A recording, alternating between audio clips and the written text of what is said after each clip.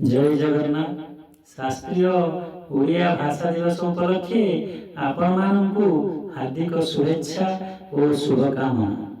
मार्च 11 प्रत्येक ओडिया गर्वर दिन कहीं 2014 मसीहा ठीक आज दिन में ओडिया भाषा को सरकारी भाव शास्त्रीय भाषार मान्यता मिलता। यह केवल एक उत्सव नुहे, यह आम माटीर गर्व, संस्कृतिर महिमा एवं आम परिचय प्रतीक।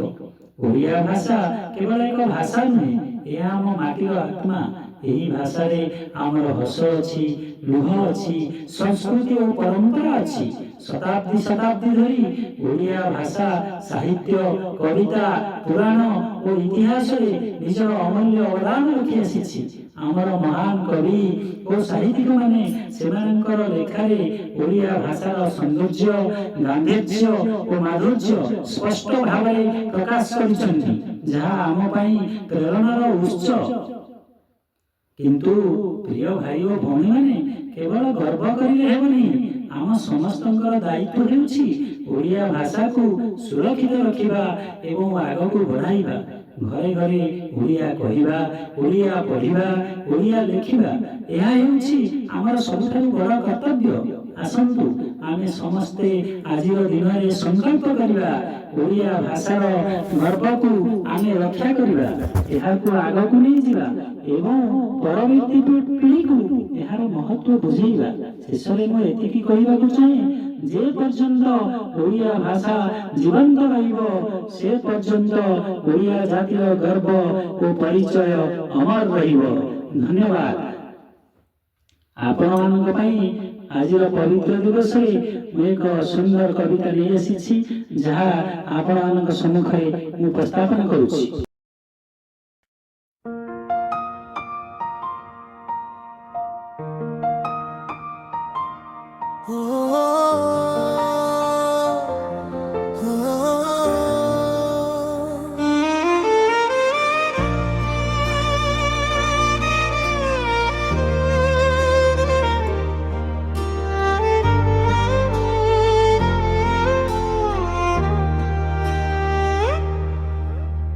मार्च 11 आसिला जी गर्वरे भरा दिन,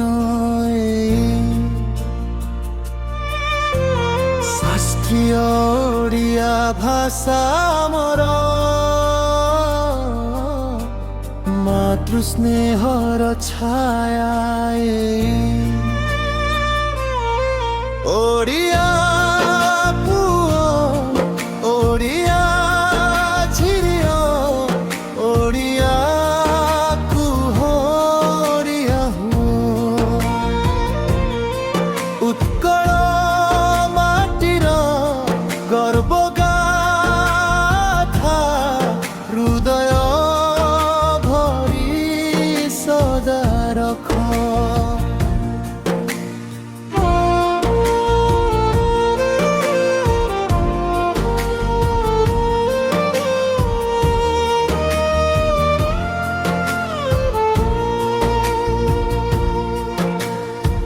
माटीर गंधे जन्म आमर,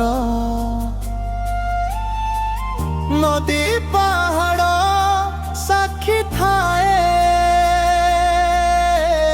ओडिया भाषा मधुर स्वरे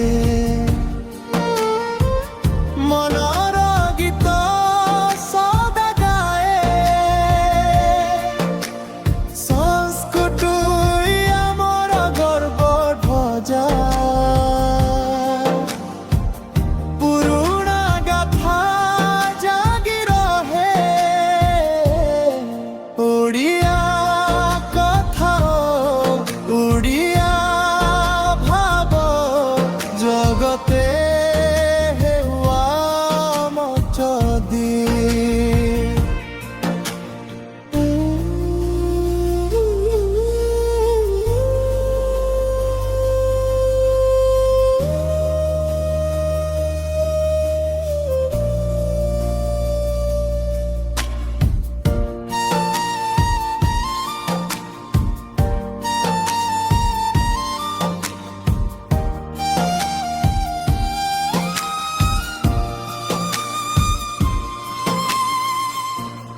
ହସରେ ମିଶି ଶପଥ ନେବା ଭାଷାକୁ ଦେବା ପବିତ୍ର ପ୍ରାଣ